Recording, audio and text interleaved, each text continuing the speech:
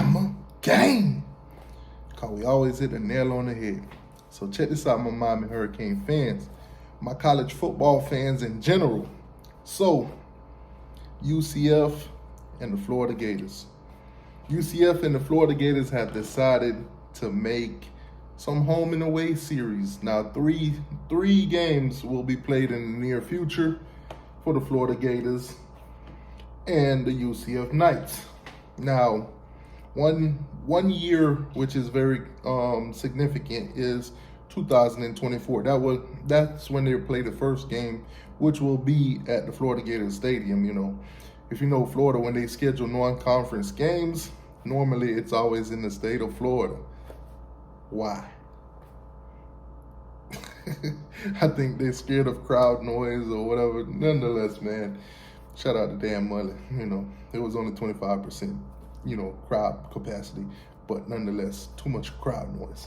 Now, September 14, 2030 will be the second game that will be played at the UCF Knights Stadium, and the last game of that series will be September 3rd, 2033.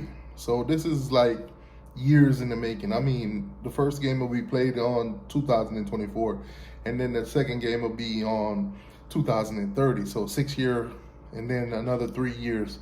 So it's pretty spread out, Nonetheless, that's tough. The Florida Gators and the UCF Knights only played each other twice.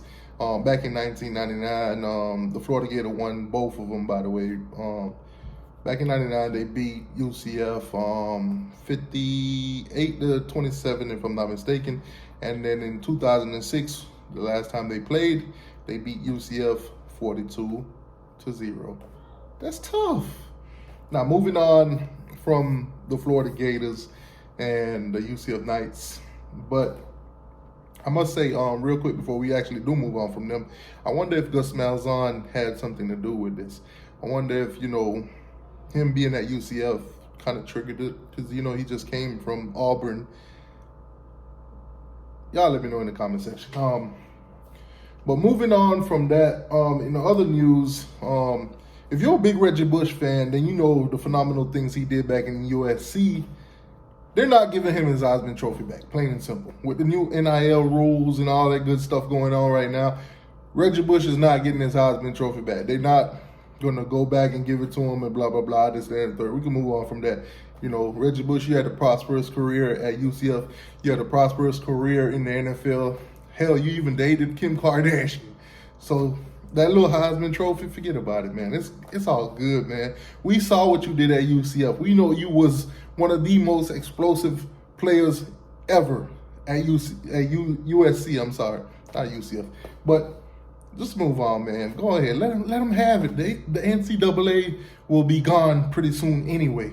Oops, did I say that? Allegedly. Now, the Big 12.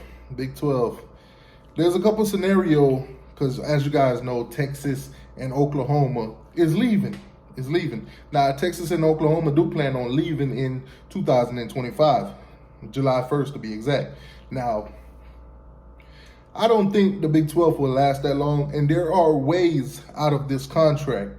Now, if they want to buy their way out, they'll pay $76 million a piece to get out of this deal. Now, if you know Texas, it's basically a free buyout. Because if you think about it, the Texas Longhorn Network, which will be bought out by ESPN now, with them going over into the SEC, which is an ESPN contract venture, their buyout pretty much paid for themselves. So they could be out of the Big 12 as soon as 2023. Hell, they could be out of it now if they want to. They got the money to do so. Also, if they all want to get out of the Big 12 completely for free, all they got to do is get together and vote for it to dissolve the conference. Like, for instance, a West Virginia maybe find a home in the ACC. Maybe some of the other teams find homes in the Pac-12 or find homes in the Big Ten. So they could get together as a whole. 75% of the votes that says to dissolve the conference, and boom, no more Big 12. Everybody go their separate ways. That's tough. That most likely what will happen pretty soon. Now, if you're Texas and you're Oklahoma, you definitely want to try to help these other schools find other homes in different conferences, because it'll help you to basically save yourself $76 million. It'll save you $76 million. And on top of that, you can go ahead and get this thing moving in the SEC. Conference alignment, I do think, is going to happen regardless. Texas and Oklahoma will be in the SEC. So where will the other team go? If I was them, I'd be making a move right now, like yesterday. Now, in other college football news, you got a guy out in Washington State, well, head coach to be exact, Nick Rolovich. Now, Nick Rolovich has came out and made it clear that for personal reason, he will not be taking the vaccine, the COVID-19 vaccine, because of personal reason.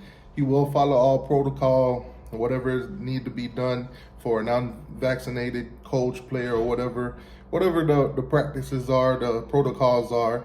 But for personal reason, he will not be taking the vaccine. Let me guys know. Let me know how you guys feel about vaccination or whatever. Do you think it should be required for coaches, players, or do you think it should be their choice? Let me know how y'all feel, what y'all thoughts are. Leave it in the comment section. Now, also in college football news, this one hits home. The Miami Hurricanes quarterback, well, I don't know if I could call him the quarterback because he didn't see much time at quarterback or time on the field. Tate Martell. Tate Martell has hit the transfer portal and is at UNLV right now. He has transferred to UNLV. He has found a home. As you guys know, N'Kosi Perry transferred also. He transferred to FAU. He's found a home. And last but not least, Jarren Williams. Jarren Williams also found a home at USF. So all three quarterbacks once competed against each other for the starting role as quarterback at the Miami Hurricanes. As you guys know, D'Eriq King came in. N'Kosi Perry played behind him, hit the transfer portal. That season, Tate Martell decided that he wanted to opt out. Next season, hit the transfer portal. And Jarren Williams, as soon as D'Eriq King came in, hit the transfer portal. So there you have it. All three quarterbacks that was competing for jobs as Miami's quarterback. When D'Eriq King came in, hit the portal, and now they're found homes. You know, good luck to them. Two of them in the state of Florida, in USF. Why do I keep saying UCF? UCF, get out of my head. Anyways,